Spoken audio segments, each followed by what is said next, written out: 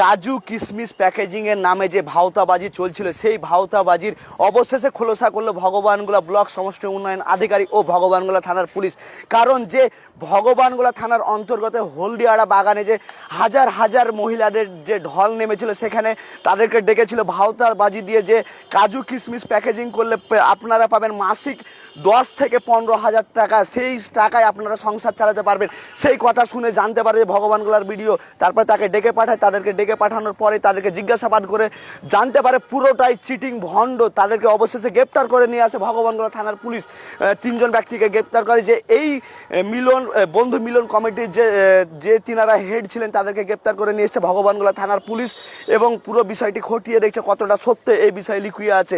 অবশেষে জানা যাচ্ছে যে বিভিন্ন এলাকার গোষ্ঠীর মহিলাদেরকে কাজে লাগাবার চেষ্টা করছে তাদের কাছ থেকে, এবং বিভিন্ন মহিলাদেরকে কাজে লাগাবার চেষ্টা করছে তাদের কাছ থেকে আধার কার্ড, ব্যাংকের বই, ভোটার ছবি নিয়ে রেখেছেন। এবং কতটা সত্য এই বিষয়ে তদন্ত শুরু করেছে ভগবানগোলা থানার পুলিশ।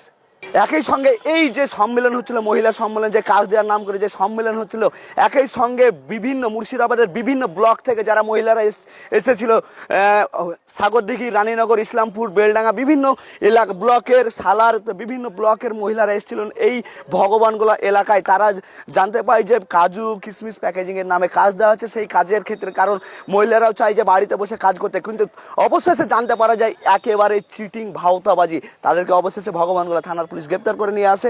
অবশ্যই আপনারা এই ভাওতাবাজির চক্করে পড়বেন না। নমস্কার, আমি রনি।